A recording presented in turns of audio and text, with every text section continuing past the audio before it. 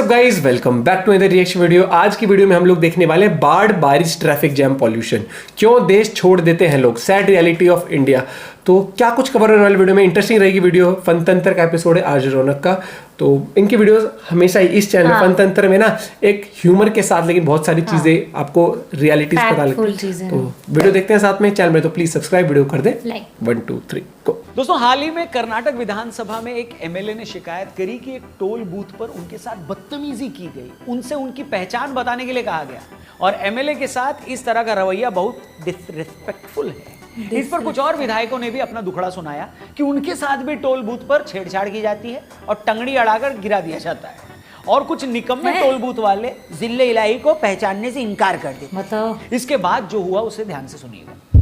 तमाम विधायकों की बात सुनने के बाद विधानसभा अध्यक्ष ने एक मंत्री को सुझाव दिया कि आप लोग ना हाईवे अथॉरिटी के पास उनसे जाकर मिलो और उनसे कहना कि हमें स्टेट के टोल बूथों पर एमएलए और एक्स एमएलए के लिए अलग से लेन चाहिए।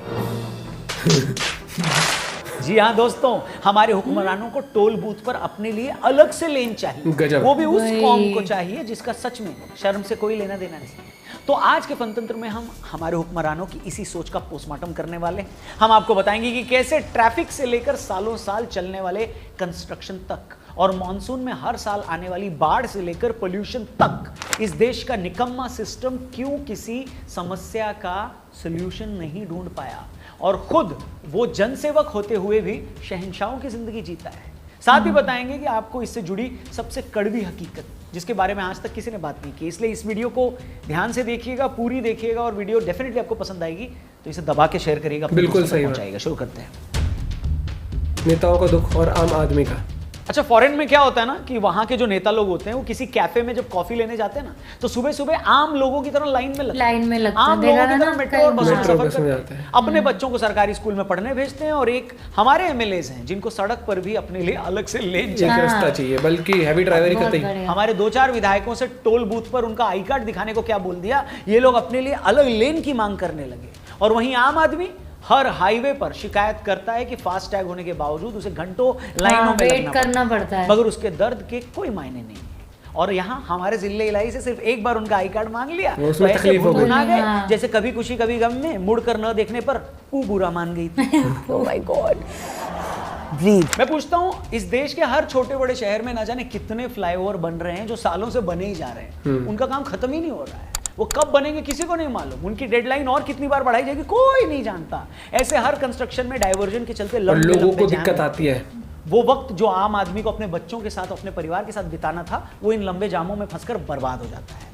उसका वो वक्त जिस पर पहला हक उसके बच्चों का था, उसके बूढ़े माँ बाप का था, उस वक्त के हजारों घंटे किसी भ्रष्ट कॉन्ट्रैक्टर, किसी भ्रष्ट इंजीनियर और किसी महाभ्रष्ट नेता की बलि चढ़ जाते हैं जो पैसे बनाने के लिए ऐसे निर्माण को लटकाए रखते हैं। बिल्कुल सही। मगर इसे लेकर किसी को कोई चिंता नहीं है, कोई अफसोस नहीं है, कोई परवाह नहीं है। मगर खुद किसी नेता को टोल बूथ पर अगर 2 मिनट रुकना पड़ गया तो ऐसे चीख रहे हैं जैसे किसी गर्म तवे पर बिठा दिया गया हो उन्हें, जबकि एसी कार में आराम से बैठे होते हैं, खुद ड्राइव भी नहीं कर रहे होते। किसी को जनता की परवाह नहीं। अच्छा, हमारे पॉलिटिशियंस की साख जब दांव पर होती है ना तो 64,000 स्क्वायर फीट में बना संसद भवन भी सिर्फ 1.25 साल में बनकर तैयार हो जाता है। वहीं आम आदमी की बात आए तो 600 मीटर वाला नोएडा का परथला फ्लाईओवर बनने में भी 2.5 साल लग जाते हैं। दुनिया का सबसे मॉडर्न संसद भवन हम 1.25 साल में बना देते हैं, तो ये हमारी खासियत है। काम इतनी तेजी से ही होना चाहिए, सही है, मगर हर जगह डिपार्टमेंट में होना चाहिए। को गुजरना है, जिस फ्लाईओवर से रोजाना 5 लाख लोग गुजरते हैं, जो सिर्फ 600 मीटर का है, उसे बनाने में 2.5 साल कैसे लग सकते हैं? गलत है, बहुत गलत है। यहाँ पर आम आदमी अगर एक दिन टैक्स देरी से भरे तो उसे जवाब देना पड़ता है, सिर्फ एक दिन देरी से। मगर सरकारें जब वादा करके एक फ्लाईओवर 2-2 साल तक नहीं बनाती और उसी अधूरे कंस्ट्रक्शन की वजह से रोज जाम में फंसने वाले उस टैक्स पेयर को कोई जवाब नहीं मिलता, कोई देता है उसको जवाब। और जब सिस्टम एक इंसान के साथ ऐसा सुलूक करता है तो वो सिस्टम उसे बताता है कॉलर पकड़ के कि तुम्हारी औकात क्या है, तुम तिल मिलाने के अलावा हमारा कुछ उखाड़ नहीं सकते। हैरानी और शर्म की बात यह है कि अगर किसी पार्क में एक बेंच भी लगा होता है ना तो उस पर भी ये लिखा होता है कि इसे यहाँ किसने लगवाया है, पार्षद महोदय ने या विधायक जी, ताकि लोगों को पता हो कि उस बेंच पर बैठने के बाद आम आदमी को किसका एहसान मानना है। किस महान शख्स को याद करके अपनी आंखों में श्रद्धा कपूर के आंसू लाने। मगर जब यही टूटी सड़कें, सालों से बन रहे फ्लाईओवर अंडर कंस्ट्रक्शन ही रहते कि किसके निकम्मेपन की वजह से आपको अपनी ऐसी की तैसी करवानी पड़ रही है। सड़क पर कहीं ये नहीं लिखा होता कि आगे जिस टूटे गड्ढे में गिरकर आपकी कमर खिसकने वाली है वो फलाना जी ने खुदवाया था और अब भरवाना भूल गए। आपको कोई ये नहीं बताता कि जिस टूटी सड़क पर हनुमान चालीसा पढ़ते हुए आप गाड़ी चला रहे हैं वो किस भ्रष्ट अधिकारी की वजह से बनने के 3 महीने में टूट गई। और हमारे भ्रष्ट अधिकारी इतने मॉडेस्ट हैं कि वो ऐसी किसी टूट फूट का क्रेडिट भी नहीं लेना चाहते। कोई नहीं बहुत सही बात बताई है इसमें, भ्रष्टाचार की बलि चढ़ते लोग। हम बात करते हैं बिखरते हुए सिस्टम और टूटते हुए पुलों की। आपको याद दिला दूं, पिछले महीने ही बिहार के भागलपुर में एक पुल गिर गया था जिसकी पूरे देश में खूब चर्चा हुई। 9 साल से ये बन रहा था, 1700 करोड़ रुपए इस पर खर्च आया था। कुछ दिनों में उद्घाटन होना था, मगर उद्घाटन से कुछ दिन पहले ही 1700 करोड़ का 9 साल से बन रहा है। ये 1700 करोड़ रुपए आम आदमी के थे। 9 सालों से लोकल लोग इसके बनने का वेट कर रहे थे। सुल्तानगंज और खगड़िया के लाखों लोगों की लाइफ इसके बनने के बाद बदलने वाली थी। घंटों का ट्रैवल टाइम उनका बचने वाला था। कितने लोगों के इमोशन जुड़े थे, मगर क्या हुआ? उद्घाटन से पहले ही 9 साल से बन रहा पुल भर कर साथ ही पानी में बह गए आम लोगों के 1700 करोड़ रुपए। आम लोगों की जिंदगी के 9 साल राहुल जी खत्म।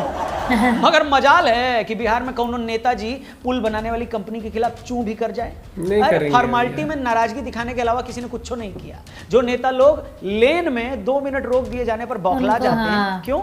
उन्हीं नेताओं का आम लोगों के इतने पैसे बर्बाद हो गए, खून इसका जवाब दे। ये समझाने की जरूरत नहीं है कि ऐसे भ्रष्टाचारों का पैसा किस किस के मुंह में ठूंसा जाता है। और एक बार आपका मुंह नोटों की गड्डियों से भरा हो तो फिर आप उसे कैसे खोलेंगे? बिल्कुल चुप रहोगे। किसी के खिलाफ क्या ही बोलेंगे? जब वो किसी के खिलाफ कुछ बोलने लगते हैं तो उनके मुंह में 500 के नोटों की गड्डी उस मुंह से बाहर आ जाती है और इस डर से वो लोग चुप हो जाते हैं कि अरे गड्डियां कहीं नीचे न गिर जाए। मैं नहीं बताऊंगा। दोस्तों अब बारी है उस बवाल की जो बारिश के हर सीजन में मचता है। अगर आपके शहर में भी बारिश से बवाल मचता है, पानी भर जाता है, बहुत बुरा। के अपने शहर के सारे लोगों देखा है वो जो गुड़गांव में कौन सा सोना रोड, मुंबई से लेकर बेंगलुरु, दिल्ली, लखनऊ, चेन्नई, हर इंडियन शहर आपको नर्क का दिल्ली तो झीलों का शहर बनने वाला है। बारिश आपके दिल के तार छेड़ेगी, मगर वो पूरे सिस्टम को ही तार तार कर देगी। आप सोचते हैं कि इस बारिश में जैम से जैम भिड़ाएंगे, मगर टीवी पर आई कुछ नहीं भिड़ता। ये बता रही है कि आधे घंटे की बारिश में पूरे शहर में जाम लग गया है। विपज और तूफान जो 150 किलोमीटर की रफ्तार से खड़ा होना बोलना मुश्किल हो रहा है। कच्ची बस्तियां नालियों के पानी में डूबकर वेनिस की गरीब कुरूप बहन लगने लगती है। 2 दिन बारिश ना आए तो आप ऊपर वाले से बारिश की दुआ मांगते हो, और फिर 2 घंटे लगातार बारिश हो जाए तो अपने शहर का हाल देखकर अपनी बारिश की दुआ के लिए ऊपर वाले से माफी भी मांगते हो कि गजब गलती हो गई, वापस करो बारिश। हर बारिश में हर शहर का यही हाल होता है। हर साल वही तस्वीरें हम बार बार टीवी पर देखते हैं, मगर फिर भी हालात नहीं बदलते। क्यों नहीं बदलते? क्या कभी इसके बारे में सोचा है आपने? आइए मैं आपको बताता हूं। इसे आप ऐसे समझिए कि एक टेररिस्ट अटैक में अगर एक आदमी भी मारा जाता है ना, तो यह खबर बनती है और बननी भी चाहिए। हम सोचते हैं कि कोई किसी को भला कैसे मार सकता है? जो भी इसके लिए कसूरवार है, जिम्मेदार है, उसे सख्त सजा मिलनी चाहिए। अब आप सोचिए 1953 से 2017 तक 64 सालों में इंडिया में सिर्फ बाढ़ से 1 लाख से ज्यादा लोग मारे गए। 1 लाख से ज्यादा। हर साल बाढ़ से मरने वाला दुनिया का हर 5वां आदमी भारत का होता है, मगर हालात सुधरने के बजाय और ज्यादा खराब हो रहे हैं। पहले नदी किनारे शहरों में बाढ़ देखी जाती थी, अब मेट्रो सिटीज में बाढ़ आना कॉमन हो गया है। 2015 में चेन्नई में बाढ़ आई, 14 में श्रीनगर में और 13 में मुंबई और चेन्नई में। मुंबई तो हर साल की बारिश में डूब जाती है। क्यों देश की आर्थिक राजधानी हर साल इतनी बेचारी लगती है? बताइए आप, मुंबई वाले देख रहे हैं क्या? कमेंट करिएगा। क्यों हर साल बारिश के 4 महीनों में मुंबई डूब जाती है? इसके मौसमी फैक्टर्स तो हैं ही, मगर इससे भी बड़ा फैक्टर है करप्शन। जिन खाली जगहों पर पहले बारिश का पानी जाता था, वहां नेताओं ने अवैध कब्जे करवा दिए। ड्रेनेज सिस्टम सुधारने के लिए करोड़ों का बजट रखा जाता है, मगर ड्रेनेज का काम ऐसे प्राइवेट ठेकेदारों को दिया जाता है जिनसे नेताओं की सेटिंग होती है, जिनके पास न तो ड्रेनेज के मॉडर्न इक्विपमेंट्स होते हैं, कुछ भी नहीं, पैसे। शहर में जहां जहां जंगल हुआ करते थे वहां अवैध कॉलोनियां बन गई हैं। नदियों में पानी ओवरफ्लो करके जाए भी तो किधर जाए? मीठी नदी अब गंदे नाले में कन्वर्ट हो गई है। उसके आसपास इतना एनक्रोचमेंट हो गया है कि वो नदी से नाला हो गई है। जैसे ही थोड़ी ज्यादा बारिश होती है तो उसमें बाढ़ आ जाती है और आसपास के इलाके डूब जाते हैं। और ये कहानी मुंबई की नहीं है, लगभग हर जगह गुड़गांव में भी हर दिन बढ़ता जा रहा है। सिर्फ और सिर्फ हमारे निकम्मे और नाकारा सिस्टम की वजह से साल का सबसे ब्यूटीफुल मौसम ऐसी तैसी रहती है उसकी। मौसम बन गया है। रूल तो ये कहता है कि मानसून से पहले मार्च तक ही सारे नाले साफ हो जाने चाहिए, मगर मार्च अप्रैल मई जून छोड़ो, कई तो नाले ऐसे हैं जो सालों साल तक उनकी सफाई नहीं होती। इसी गंदगी की वजह से बारिश में सावन के झूले नहीं, डेंगू के टीके नजर आते। बारिश का मौसम बेसन के पकौड़े खाने का नहीं, कछुआ छाप मच्छर जलाकर सोने का बन गया। कैसे सांस ले।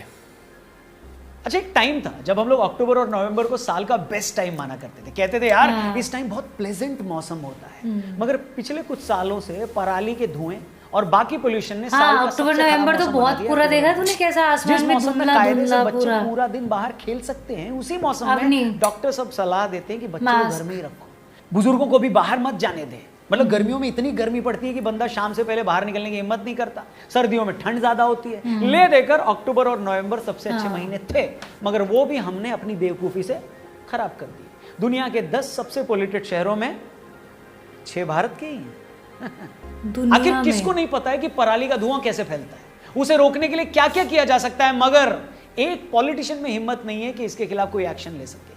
ना उन्हें इसकी जरूरत लगती है कि जल्द से जल्द इसका कोई सोल्यूशन निकालना पड़ेगा। विधानसभाओं में अपनी तनख्वाह बढ़ानी हो तो हमारे एमपी और एमएलए सारे आपसी कलेश भुलाकर कुछ ही मिनटों में ऐसे रेजोल्यूशन पास करवा देते फटक से, ऐसे यूं। मगर इसी धुएं और पोल्यूशन से लोगों की 10-10 साल की एवरेज लाइफ कम हो रही है और किसी नेता को इसकी फिक्र ही नहीं है, कोई इसकी अर्जेंसी समझने को तैयार ही नहीं है। पिछले 10 सालों से ये लोग ये तय नहीं कर पाए हैं कि इस पराली के धुएं का, इस पोल्यूशन का सोल्यूशन क्या है, और फिक्र होगी भी क्यों। भैया सारे बड़े और पैसे वाले लोगों के अपने घर में तो एयर प्यूरिफायर बाहर निकलेंगे, बच्चे वैसे भी इनके पढ़ने बाहर गए हुए हैं, और आम आदमी को इससे क्या परेशानी हो रही है, इससे इनको घंटा फर्क नहीं पड़ता। आपको पता है इन सारी चीजों से होता क्या है? इन सबसे वो होता है जो आज के टाइम की सबसे कड़वी रियलिटी है, वो रियलिटी जो सुनने में अच्छी नहीं लगेगी लेकिन उसको सुनाए बिना हम रह भी नहीं सकते। सुनिए, किसी भी देश में जब नेता और सरकारें मिडिल क्लास आदमी के लिए इस तरह इनसेंसिटिव हो जाती है ना, तो मिडिल क्लास आदमी भी पहला मौका मिलने पर देश से पहली फुर्सत से निकल जाता है। पिछले 12 सालों में ध्यान से सुनिएगा, 16.5 लाख भारतीयों ने भारत की नागरिकता छोड़ दी है। साल 2022 में तो सिर्फ मतलब एक साल में 2.25 लाख ने भारत छोड़ा। भारत छोड़ने वाले लोगों की तादाद में 2011 के मुकाबले 60% बढ़ोतरी हुई है। और तो और अरबपतियों के देश की नागरिकता छोड़ने के मामले में तो भारत पूरी दुनिया में सबसे आगे। 2022 में 8,000 अरबपतियों ने भारत छोड़ा है। ब्रिटेन की migration consultancy company Henry and partners की रिपोर्ट कहती है कि बाकी रीजंस के अलावा सबसे कॉमन रीजन है कि लोग बेहतर लाइफस्टाइल, पढ़ाई लिखाई और अच्छे सिस्टम को देखते हुए देश छोड़ देते हैं। और बेहतर लाइफस्टाइल में वो सारी चीजें हैं जिनका हमने इसी वीडियो में, इसी स्टोरी में शुरू से लेकर अब तक जिक्र किया है। देखिए, ये बताने की जरूरत नहीं है कि आज इंडिया में भी लोग अच्छी अच्छी सैलरियां पा रहे हैं, यहाँ भी पैसों की कमी नहीं है और कोई भी इंसान अपने देश को छोड़कर नहीं जाना चाहता। मगर ये भी रियलिटी है कि हर इंसान के अंदर एक अच्छी सुकून भरी लाइफ जीने की ख्वाहिश होती है। कोई भी इंसान हर दिन ट्रैफिक जैम, सड़कों पर हर वक्त बजने वाले हॉर्न की आवाजों में नहीं रह सकता। आप कितना भी पैसा क्यों ना कमा लें, मगर चाहकर भी घर के बाहर की हवा आप साफ तो नहीं कर सकते ना। एक गरीब भिखारी और एक अरबपति दोनों को सांस लेने के लिए 500 AQI वाली हवा ही मिलेगी।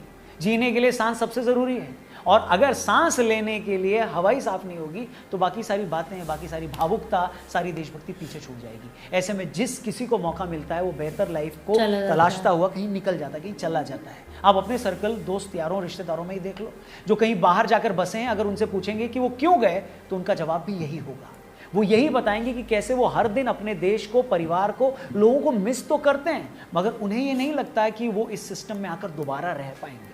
आप कितना भी इस फैक्ट से मुंह मोड़ें, मगर रियलिटी यही है, और आंकड़े भी इसी हकीकत की गवाही देते हैं। वरना कौन है जो अपना घर, अपना परिवार और अपनी मिट्टी छोड़कर पराये देश जाता है या जाना चाहता है। मगर अफसोस कि दुनिया के तमाम बेतुके मुद्दों में उलझे रहने के लिए हम सबके पास टाइम है, लेकिन हमारे डूबते शहरों, खराब ट्रैफिक और उससे भी खराब हवा के बारे में सोच पाएं उसके लिए टाइम नहीं है। अच्छा, होता यह है ना कि जब तक हम रोटी के सवाल में उलझे होते हैं ना, तब तक हमारे लिए रोटी से बड़ा कोई और मुद्दा नहीं होता। रोटी, पैसा कमाने की वो चीज। लेकिन जिस दिन रोटी कमाना हमारे लिए मुद्दा नहीं है, तब हमें ये सारी चीजें बहुत ज्यादा अखरती हैं। गलत लगती हैं, बुरी लगती हैं।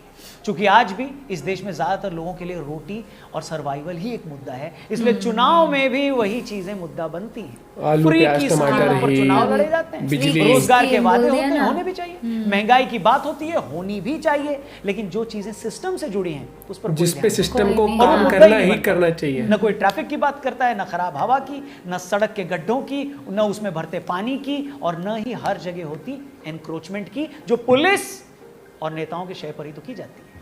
आप कहने को भले ही दुनिया की 5वें से पहले नंबर की अर्थव्यवस्था हो जाए, चाहे तो आप मंगल ग्रह पर इंसान को भेज दें, मगर आपकी तरक्की के तब तक कोई मायने नहीं है जब तक आप अपने लोगों के लिए साफ हवा, पीने के लिए साफ पानी और चलने के लिए बिना शोरगुल की सड़क न दिलवा सके। हमें एक ऐसा देश बनना है जहां मौसम लोगों के लिए दहशत नहीं, खुशियां लेकर आए, जहां सावन का नाम सुनकर लोग झूमें, न कि ट्रैफिक का सोचकर सुन्न पड़ जाएं। बारिश में जरा सी ट्रैफिक जैम पर टीवी वाले चिल्ला चिल्ला कर कहते हैं कि बारिश का कहर, मौसम का कहर। अरे भाई, कहर बारिश का नहीं है, हेलो एक्सक्यूज मी, कहर उस निकम्मी सिस्टम का है, व्यवस्था का है, जो इतने सालों से ये सीख नहीं पाई कि इस बारिश में उसे करना क्या है। अगर खराब पानी का इलाज हम वाटर प्यूरिफायर में ढूंढ रहे हैं, खराब हवा का इलाज एयर प्यूरिफायर में, बार बार जाती हुई बिजली का इलाज हम इन्वर्टर में, और हमारे नेता ट्रैफिक जाम का इलाज अपने लिए अलग नई लेन में सड़क ढूंढने बनवा, लगेंगे, ये तो आप समझ सकते हैं कि उस देश में आम आदमी का क्या होगा।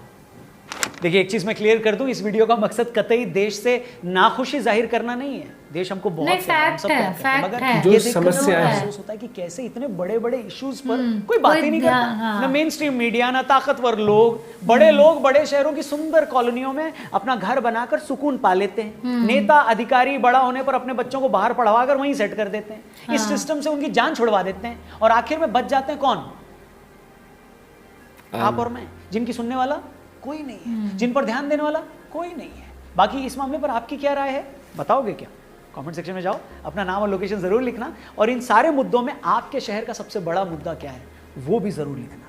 वीडियो कैसी लगी, पसंद आई हो तो अपने दोस्तों, रिश्तेदारों सब तक फैला देना, पहुंचाना, शेयर करना, और ये वीडियो जरूर शेयर करना। और मुझे ये चीज लगता है, ये जो समस्याएं हैं, इट्स हाई टाइम कोई इनके ऊपर बात ही एक्शन। नहीं करता और कोई। यहाँ पर ये नहीं है कि इस इलाके में बीजेपी की सरकार या इस इलाके में कांग्रेस की सरकार, इस इलाके में नहीं, भाई सरकार कोई भी हो, ये चीजें कुछ ऐसी हैं जो एक डे टू डे लाइफ आपकी देखो, अफेक्ट 10 करती साल हैं। लाइफ वो हो गए। पहले देखा था, पहले जो लोग थे मतलब उस टाइम के, क्योंकि इतना पॉल्यूशन, इतना सब कुछ नहीं था, तो लाइफ अब क्या है, 60 और 50 तक क्रॉस नहीं कर पा रहे। नहीं, अब जैसे और पराली का दिखेगा। बताया, वो जलाई जाती है उस हाँ, टाइम पे, उस हाँ। टाइम पे रीजन क्या देते हैं, पटाखों की वजह से एकदम से पॉल्यूशन हो गया। नहीं, पटाखों खाली की वजह उसकी से नहीं यार हर चीज का आपको एक सॉल्यूशन निकालना पड़ता है। आपको पराली का निकालना पड़ेगा, गड्ढे अकाउंटेबिलिटी होनी चाहिए। जिसको टेंडर दिया था कि भाई बनते 3 महीने में गड्ढे हो गए वहां के अंदर, हाँ। आपने सफाई करवाने के लिए नालियां साफ करवाई, पानी भर गया उसके अंदर।